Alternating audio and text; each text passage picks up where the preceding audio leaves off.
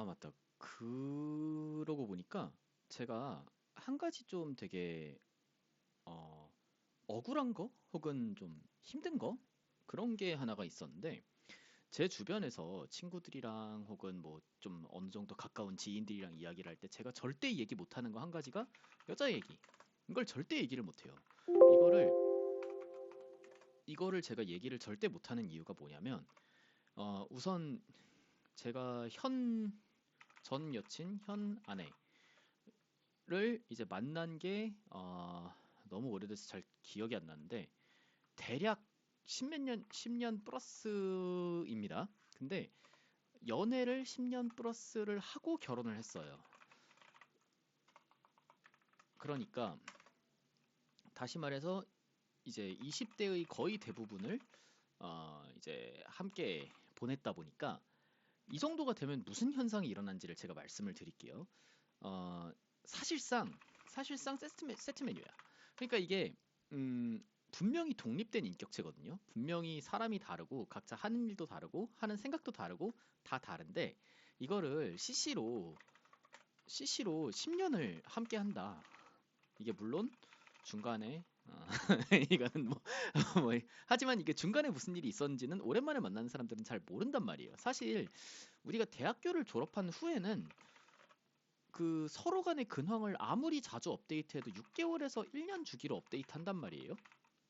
그러니까 이거보다 짧게 일어난 일은 사실 안 일어난 것과 같은 일이에요. 그러니까 중간에 무슨 일이 있었는지는 모르는 사람이 더 많아. 중간에 무슨 일이 있어도. 그러니까 어쨌든 이 CC로 10년을 함께 하니까 분명히 별개의 인격체임에도 불구하고 이게 마치 자웅동체 혹은 뭐 동충하초, 초갈 뭐 이런 느낌으로 그냥 약간 이 사람을 보면 저 사람을 떠올리는 그런 수준에 이르는 것 같더라고요. 굉장히 많은 사람들이. 그래서 결혼 전에도 이미 가족 같은 느낌이 조금 있어요. 누구 엄마, 누구 아빠 뭐 이런 식으로 얘기를 많이 하잖아요. 그런 것처럼 그냥 쟤는 누구 남친, 얘는 누구 여친 이렇게 인식이 되게 많이 되는 거예요. 이 공동 지인들 사이에서는 그 공동 지인들이라는 게 근데 그 뭐 대학교 지인 전원이니까 이게 그래서 이게 이제 무슨 효과를 가지고 오는가? 제가 누군가한테 누군가한테 아 내가 어, 여자친구랑 이런 일이 있었던 적도 있었지. 이런 얘기를 사실 우리가 할 수 있잖아요. 막 이상한 얘기 아니고 그냥 뭐 내 전 여친 중에서는 뭐 나한테 무슨 XXX라는 말을 한 사람도 있었어. 이런 얘기 같은 거 우리가 사실 흔히들 하고 막 뭐 흔히들 있는 자랑일 때도 있고 불평일 때도 있고 뭐 공감일 때도 있고 뭐 헤어지고 슬퍼하는 애한테 위로하기 위해서 하는 경우도 있고 뭐 굉장히 다양하게 얘기를 할 때가 있는데 저는 이거를 하는 순간 다들 걔가 그런 짓을 이렇게 되는 거예요. 그러니까 익명성이 전혀 보장이 안 돼. 분명히 나는 나의 많은 여친 중 한 명이 그랬어. 라고 이야기를 해도 너 많은 여친 없었잖아. 이렇게 되다 보니까 무슨 여자친구랑 관련된 얘기를 지인한테 하기가 굉장히 어려운 거예요. 심지어 이게 그다지 그러니까 꼭 대학생 때 친구여서 공동 지인이 아니어도 마찬가지예요. 제가 누군가한테 뭐 예를 들면은 뭐 직장에서 오늘 만난 사람한테 저 뭐 연애할 때는 이런 일도 있었어요. 했는데 그러면 지금 그러다가 조금 있다. 지금 그 아내분은 언제 만나신 거예요? 하면은 저는 20살 때 만나서 어 10년 플러스 연애를 하고 그 후에 결혼을 했어요. 그러면 그 아내 와이프 얘기네. 바로 이렇게 되잖아요. 그러니까 익명성이 전혀 없는 거예요. 그렇다고 해서 제가 이거에서 막 예를 들면 구질구질하게 오해하실 수 있는데 제가 27살에 뭐 예를 들면은 뭐 28살에 잠시 헤어지고 뭐 이럴 수도 없는 거죠. 막 이렇게 뭐 이런 얘기를 할 수도 없는 거다 보니까 이거를 좀 되게 이상해지는 거예요. 이게 내가 무슨 얘기를 해도 그 사람 얘기네 하고 전달이 되니까 편하게 얘기할 수 있는 게 아무것도 없어요. 그래서 저랑 이제 좀 오래 만난 사람들도 사실 제가 저의 여자 관계 혹은 제 여자친구와의 관계, 뭐 여자친구랑 있었던 일에 대한 뭐 이런 것들에 대해서 들은 사람이 거의 없어요. 그러니까 공동 지인이어도 제 버전의 스토리를 들어본 적이 있는 사람은 저는 거의 없다고 단언할 수 있는 것 같아요. 그러니까 제가 진짜 너무 힘들었을 때 그 정말 친한 친구한테 한번 조금 이제 돌려서 상담을 한 적이 있고, 그거 외에는 그냥 아예 없다고 보면 돼요. 아예.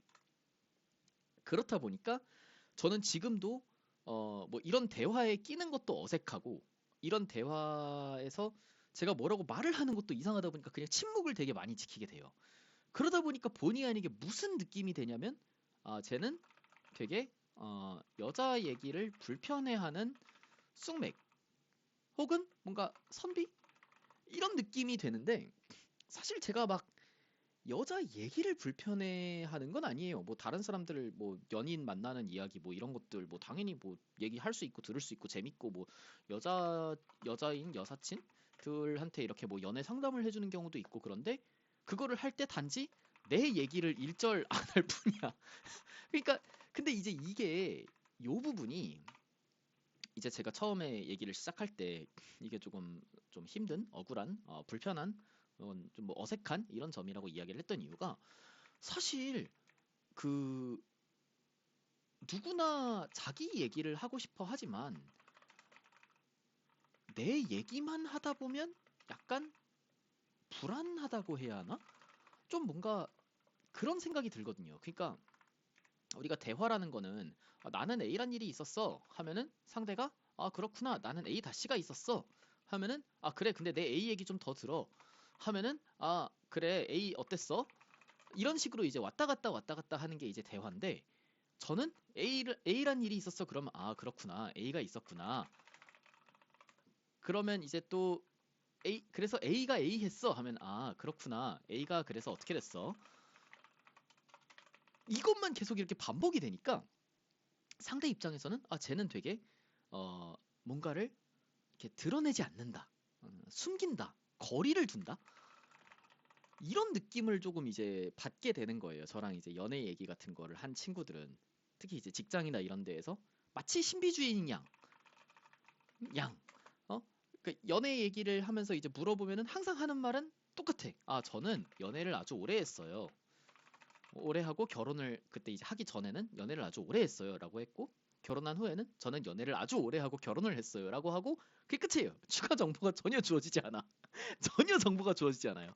그러니까 이게 저한테는 좀 되게 습관이 된 일인데, 이게 아직도 되게 영향을 많이 줘요. 그러니까 한 사람이랑 연애를 이렇게 오래 한다는 거가 어떤 대화나 화제를 정하는 데 있어서 되게 사람을 좀 되게 조심스럽게 만드는 그런 효과는 확실히 있는 것 같습니다.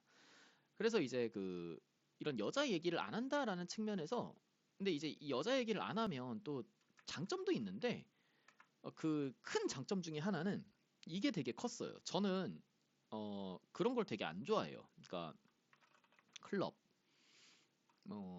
요런 클럽이나 뭐 헌팅 포차, 뭐 이런 류를 되게 안 좋아하는데, 안 좋아하는 이유는 이제 뭐 당연히 첫 번째로 제가 거기서 딱히 좋은 매물이 아니에요. 매물이 아니어서 이게 굉장히 많은 노력을, 그래서 많은 노력을 필요로 할 텐데, 그런 노력을 기울일 정도로 관심이 있지도 않은, 그러니까 쉽게 말해서 좀 그냥 뭐 모범생인 거죠. 그러니까 이런 류를 잘 즐기지 못하는 좀 찐따이기도 한 거고. 근데 그거랑 별개로 그냥 이런 공간 자체가 싫은 게, 시끄러운 거 싫어하고, 사람 많은 거 싫어하고, 담배 냄새 싫어하는데, 이게 클럽이 진짜 그냥 이 모든 거에 그냥 화신이더라고요. 그냥 저는 이제 한 번 가봤는데, 이게 이 모든 거를 이렇게 응축시켜서 하나의 단어로 만들면 클럽이라고 묘사를 할 수가 있더라고요. 그래서 이건 정말 진짜 최악이다.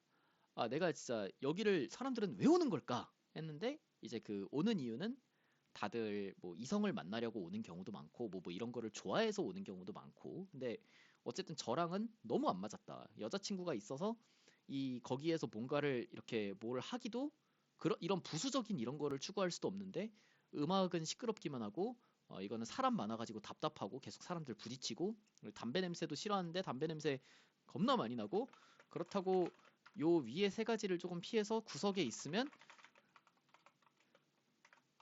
얘 왜 옴? 이렇게 진짜로 왜 간 거야?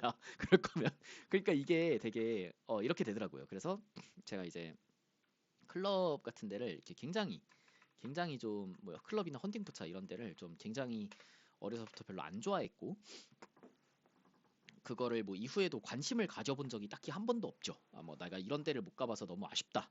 뭐 혹은 이런 데를 가고 싶은데 결혼해서 못 가니까 너무 아쉽다. 이런 게 되게 없었고 연애를 하면서도 되게 그랬었고요. 그래서 저는 이제 그 제가 아까 말씀드렸듯이 저는 뭐 연애 얘기나 뭐 그런 뭐 만나는 여자 얘기 혹은 뭐 결혼 얘기 뭐 이런 얘기 결혼하기까지의 이야기 뭐 이런 얘기가 나오면 저는 항상 답이 그냥 결국 그거라고 했잖아요. 그러니까 나는 저는 좀 여자친구를 오래 연애하고 결혼을 했어요라고 하면 보통 이제 물어보잖아요. 그럼 얼마나 오래 연애를 했어요? 그럼 10년 넘게 연애를 했어요. 그러면은 이제 다들 보통 반응이 그래요. 뭐 약간 둘 중에 하나죠. 좀 솔직한 사람들은 와 불쌍해.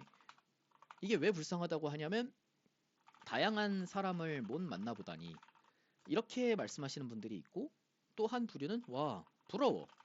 이건 이제 착한 사람들이죠. 그러니까 그 실제로 부럽진 않지만 그 뭔가 너의 그 상태가 좋은 상태라고 이야기를 해주겠다라는 상냥함이 담긴 이 부러워라는 말이 있습니다. 그 둘 중에 하나인데 보통 이제 이렇게 부러워라고 하시는 분들은 그냥 부러워하고 끝내면 좀 이상하니까 뭐 이게 무슨 강남 아파트나 페라리처럼 그냥 직관적으로 부러운 건 아니잖아요. 그러니까 좀 더 자세히 한 번 더 물어봐요. 어떻게 그렇게 오래 연애를 해요? 하고 물어봐요. 물어보시는 분들 생각보다 되게 많습니다. 이게 제가 연애를 그렇게 오래 했다고 하면은 특히 이제 그 좀 결혼 정년기에 도달한 남자들이나 아니면은 좀 그런 오래 하는 연애를 좀 왠지 모르겠지만 긴 안정적인 연애를 좀 동경하는 이제 친구들이 있어요. 그러니까 주로 이제 제 경험상으로는 비율로 따지면은 여성 80% 남성 20% 정도 비율로 있었던 것 같은데 가끔씩 이런 분들이 있습니다. 그래서 이런 분들은 물어봐요. 어떻게 그렇게 오래 연애를 해요? 그러면 제 답은 이게 예전에는 막 이런저런 이유를 얘기했었거든요. 막 나랑 걔가 뭐가 잘 맞고 그리고 뭐 우리가 뭐 싸울 때는 어떻게 싸우고 뭐 어떨 때는 어떻게 하고 대화로 잘 풀고 막 그런 얘기들을 막 했었는데 제가 요즘 보니까 우리가 제 경우에는 이거 정말로 제 개인적인 생각이지만 제 경우에는 연애를 오래 한 이유는 딱 하나예요. 헤어질 이유를 둘 다 서로 못 찾아서 이게 사실 그냥 시작이자 끝인 것 같아요. 그러니까 우리가 그 연애를 시작할 때는 시작할 이유가 필요한데 끝낼 때도 끝낼 이유가 하거든요. 그러니까 이게 어떤 관성이라고 해야 되죠. 그러니까 연애를 안 하고 있는 상태에서는 안 하고 있는 상태에서 하고 있는 상태로 바꾸기 위한 뭔가가 모멘텀이 필요하듯이 이 사람이랑 연애를 하고 있는데 굳이 이거 연애를 끝내자 그런 결정을 내리려면 뭔가 제법 큰 이유가 필요해요. 제법 큰 이유가. 그리고 연애를 오래 하면 오래 할수록 조금 더 큰 이유가 필요해요. 많은 경우에 그 큰 이유는 그런 거일 때가 많아요. 그 예전에는 참을만 했던 단점이 갑자기 그러니까 점점 참기 어려워져. 그러니까 이런 경우도 되게 많아요. 그게 참기 어려워지는 이유는 뭐 여러 가지가 있겠지만 사실 뭐 콩깍지가 벗겨졌다. 뭐 요거는 뭐 한 1에서 3년 사이에나 일어나는 일이고요. 이 5에서 7년 단위로 넘어가면 콩깍지라는 개념은 이미 아련한 추억에 가까워요. 그래 그런 시절이 있었지라는 수준의 기억으로도 되게 아련해요. 잘 떠오르지가 않아. 그러니까 5년에서 7년 정도 되면 서로를 굉장히 객관적인 하나의 이성적인 객체로 서로를 바라보고 있거든요. 그러니까 마치 우리가 가족을 너무너무 사랑하지만 뭐 우리 부모님 혹은 뭐 형제 자매 남매를 정말 아주 아주 많이 사랑하지만 그렇다고 해서 그 사람에 대해서 객관적인 평가가 불가능하진 않잖아요. 그 뭐 엄마가 막 뭐 뭘 할 때면 엄마는 저게 참 그래 뭐 이렇게 객관적인 생각이 가능하단 말이에요 사실. 특히 형제자매에 대해서는 더 그렇고. 근데 이 5에서 7년 정도 된 연애에서는 약간 그렇습니다. 이게 상대를 사랑하는 거랑 하지 않는 거랑은 별개예요. 사랑합니다. 되게 많이 사랑하고 여전히 저 사람이 나한테 되게 좋은 사람이고 베스트 프렌드에 가깝지만 어쨌든 객관적으로 평가가 가능해지는 단계에 온단 말이에요. 그러면 그 객관적인 평가하는 과정에서 와, 저 단점은 진짜 내가 평생 볼 자신이 없다. 이 경우가 꽤 있고요. 이렇게 되는 경우가 꽤 있고 그 또 하나는 저 단점은 20살 땐 귀여웠는데 그 28살에 저러고 있는 거 보니까 감당이 안 된다. 이런 경우도 꽤 있어요. 저는 이런 경우 사실 그 주변에 저는 좀 특이하게 주변에 장기 연애를 한 친구들이 좀 많은 편이었는데 저는 이런 경우 굉장히 많이 봤습니다. 그러니까 남자에 대해서도 여자에 대해서도 이게 그 사람이 나이마다 좀 기대받는 속성이라는 게 있잖아요. 근데 이게 초등학교 때 친구 만나면 초등학교 시절로 돌아가고 중학교 때 친구 만나면 중학교 시절로 돌아가서 약간 중학교 동창회하고 나온 그 60대 할아버님들끼리 막 서로 약간 육두문자 하면서 막 되게 친근한 욕설을 날리는 광경 같은 거 가끔 지하철역에서 볼 수 있거든요. 그게 진짜 약간 그 시절로 돌아가는 효과가 있어요. 사람이 그 시절에 만난 사람이랑 같이 있는다는 거는. 근데 이 정도로 장기 연애를 한다는 거는 일종의 그런 사람이 계속 옆에 있는 거랑 같거든요. 그러니까 그때 형성된 관계, 그때 그 사람이랑 주고받는 언어 스타일, 그때 그 사람 옆에서 하는 언행 이런 게 밖에서는 사회화가 돼서 그렇게 행동을 안 하더라도 이 사람 앞에서는 계속 그럴 때가 꽤 있습니다. 그러니까 그런데 그게 이제 그 하는 사람 입장에서는 그게 그때의 관계가 계속 유지된 느낌이어서 그렇지만 그걸 보고 있는 사람 입장에서는 때로는 아니 이제 내 주변에 내 또래의 사람들이 옛날에는 내 또래 애들도 다 이랬는데 요런 단점이 이게 내 또래 애들도 다 있고 그중에서 내 남친 혹은 여친은 뭐 이런 게 있지만 귀여워 이런 거였는데 이제 28살이 되니까 내 주변 사람들은 아무도 안 저러는데 내 남친 혹은 내 여친만 계속 그러고 있는 것처럼 보이는 거예요. 사실 그 사람도 다른 사람 앞에서는 안 그래요. 근데 내 앞에서는 그러는 거죠. 그러니까 이제 그게 이제 어느 순간 와, 이 나이에 안 맞게 좀 감당이 안 된다. 이렇게 생각을 하게 되면서 뭔가 놓아버리게 되는 그런 경우가 있고 제일 이제 결정적인 거는 그럴 때가 꽤 있죠. 어, 더 매력적인 이성이 뭔가 눈에 들어온다. 이거가 사실 저는 장기 연애 헤어지는 사유로는 제일 많이 본 것 같아요. 그러니까 뭐라 그러지?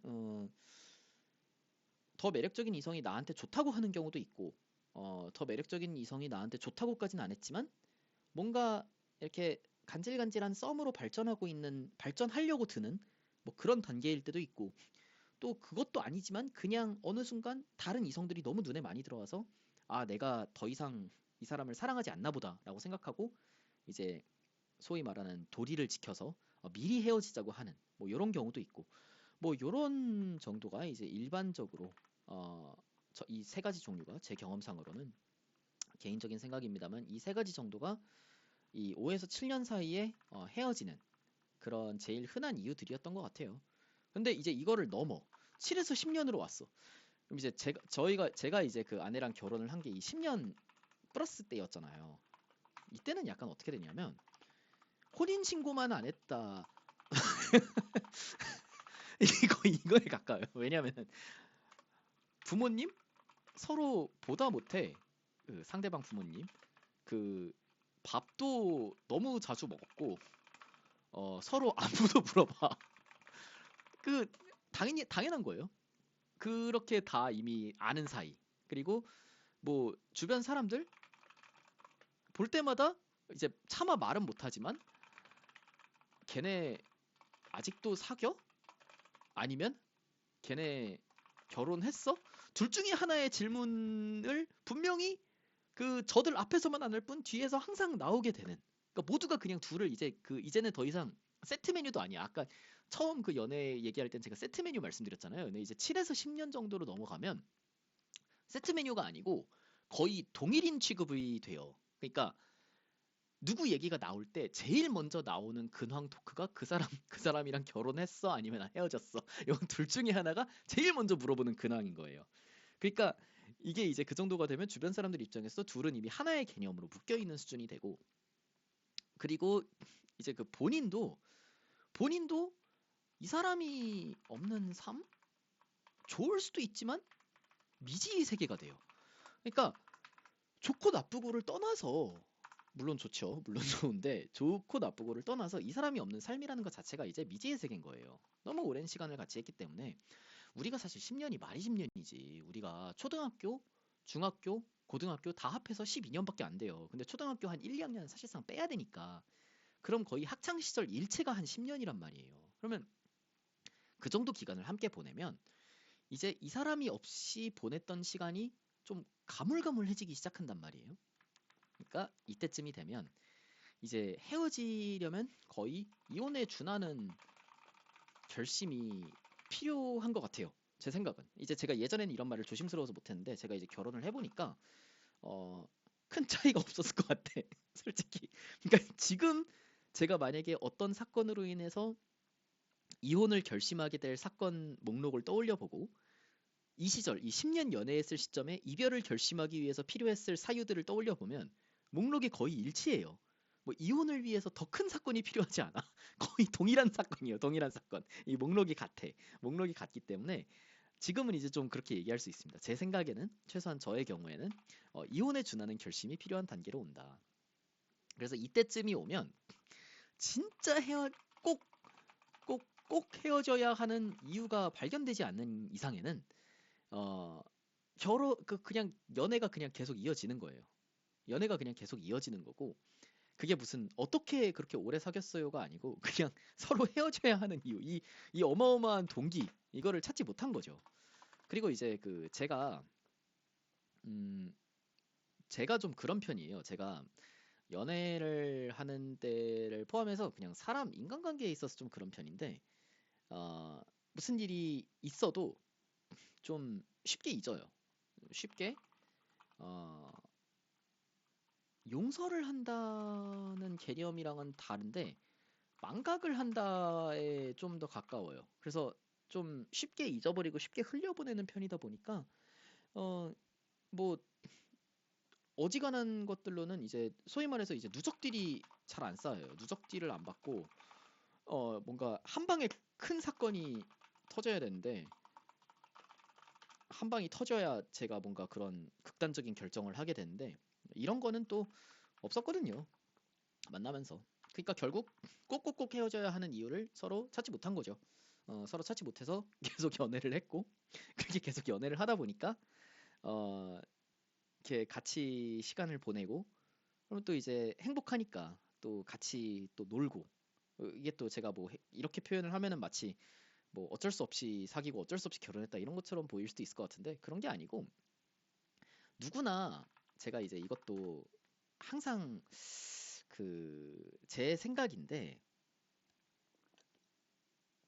연애라는 거는 우리 그런 말 있잖아요. 행복한 가정은 다 비슷하게 행복하고 불행한 가정은 각자 다양하게 불행하다라는 말이 있잖아요. 이게 연애도 되게 비슷한 것 같아요, 저는.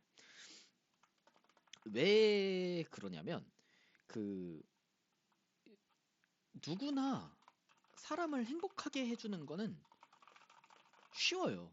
그러니까 더 정확히는 나를 행복하게 해주는 사람을 찾는 건 쉬워요. 이거는 진짜로 쉬워요.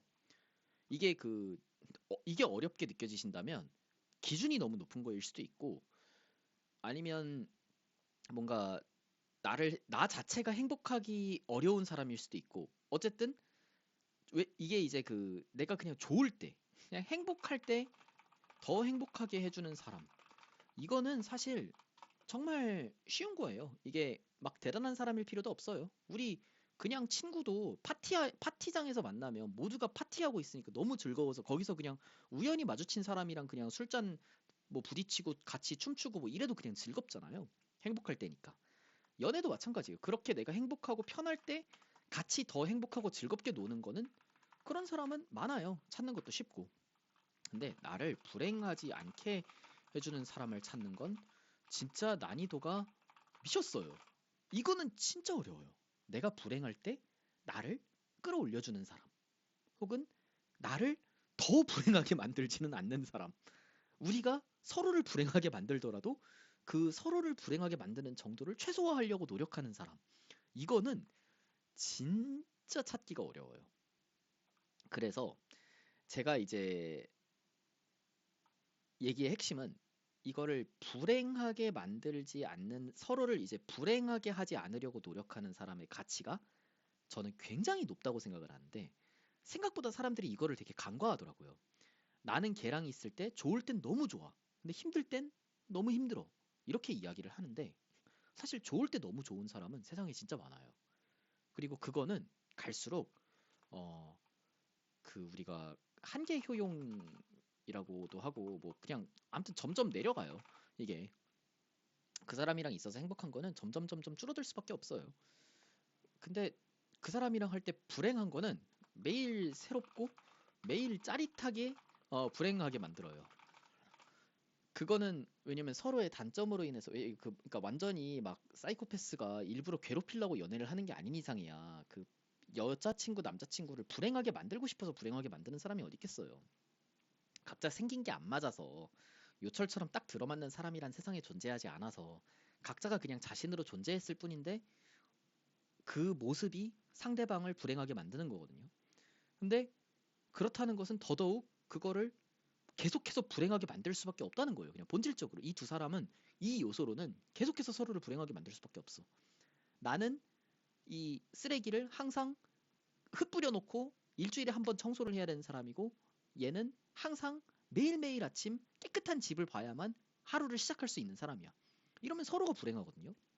이런 요소들이 얼마나 많은가, 그리고 그거를 얼마나 상대를 덜 불행하게 만들기 위해서 노력을 하는가, 요런 측면에서 서로에게 맞는 사람이라는 걸 찾는 게 진짜 진짜 진짜 난이도가 높은 거예요. 근데 이제 저 같은 경우에는 이제 어쩌다 보니까 사실 운이죠. 그런 사람을 좀 빨리 만났고 그렇다 보니까 이제 서로 결혼 정년기에 도달하고, 제가 취직을 해서 한 2년 취직하고 한 2년 정도 돈 모은 다음에 바로 이제 결혼을 했죠. 2년 정도 돈을 모으고, 이제 돈 모았으니까 결혼하자 해서 날 잡고 결혼을 했죠. 근데 이제 이게 어 그런 얘기예요. 이게 뭐 무슨 얘기를 하다가 여기로 왔는지 잘 모르겠는데, 좀 올려봐야 되나? 아, 어,